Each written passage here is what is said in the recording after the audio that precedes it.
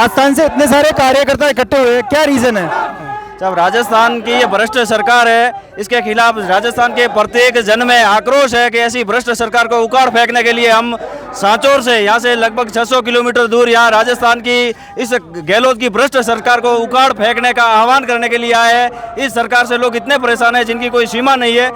हर जगह महिलाओं पे अत्याचार, युवाओं पे अत्याचार, दलितों पे अत्याचार, ये अत्याचारी सरकार है। इस सरकार को कांग्रेस सरकार न कह के अत्याचारी सरकार कहे तो भी इसमें कोई कमी नहीं है। इस सरकार को हम उखाड़ फेंकने के लिए यहाँ जो भारतीय जनता पार्टी के पूरे प्रदेश से कार्यकर्ता आए हैं और हम यहाँ से प्रण लेके जाएंगे कि आने वाले विधानसभा चुनावों में इस गहलोत सरकार को इकाई में समेट के रहेंगे। ये हमारे भारतीय जनता पार्टी के कार्यकर्ताओं की इच्छा है।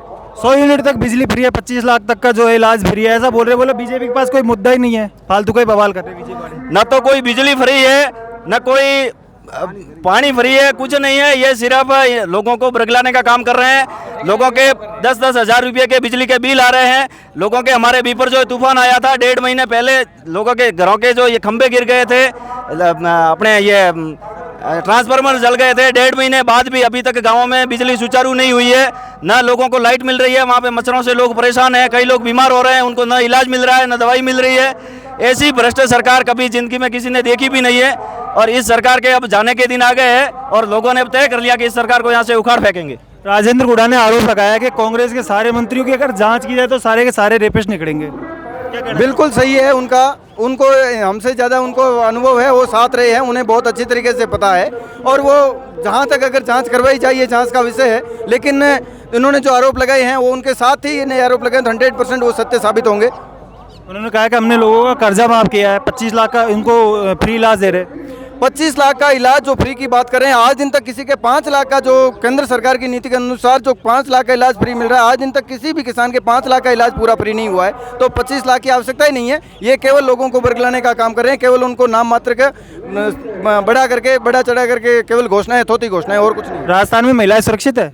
बिल्कुल सुरक्षित नहीं है। आप देख रहे हैं कि प्रतिदिन 17 बलात्कार हो रहे हैं, तो आप समझने वाली बात है कि सुरक्षित है कहाँ। इनके खुद के मंत्री बलात्कारी साबित हो रहे हैं और उनको बाद में किस प्रकार से उनके खुद के मंत्री ने ही जब आरोप लगाए हैं तो सुरक्षित होने का कोई सवाल ही नहीं बनता। सचिन पायलट ने अभी परसों ही टोंक में कहा था, जब मीडिया ने पूछा कि भाई लाल डायरी के बारे में क्या कहोगे, तो बोले बीजेपी के पास कोई मुद्दा नहीं है, लाल डायरी का मुद्दा जो है फालतू बना रही है बीजेपी। लाल डायरी का मुद्दा हमारी भारतीय जनता पार्टी की तरफ से नहीं है। ये लाल डायरी का जो मुद्दा है वो उन्हीं के मंत्री के द्वारा बताए गए हैं, उन्हीं के मंत्री ने लाल डायरी का जिक्र किया है। तो ये समझने वाली बात है कि वो भारतीय जनता पार्टी पर आरोप लगाने का कोई सवाल ही नहीं बनता। और राजेंद्र गिड़ा है, वो सचिन पायलट खुद का साथी रह चुका है, तो उन्हें अच्छी तरीके से पता है, लेकिन वो केवल मुकरने के लिए बयानबाजी पलट रहे हैं। आरपीएससी घोटाला, पेपर लीक के बारे में कहा कि भैया सबके राज्य में होते हैं, हमारे में थोड़ी अलग हुए।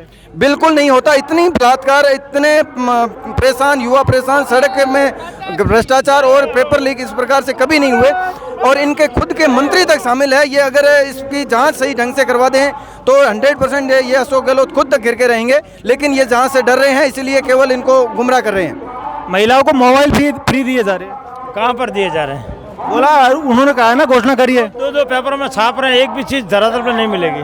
महिलाएं सुरक्षित राजस्थान में कहाँ पर हैं? रोज 17 बलात्कार, 8 हत्या और बिना रात को 10 बजे बाद में कोई महिला बाहर नहीं निकल सकती है।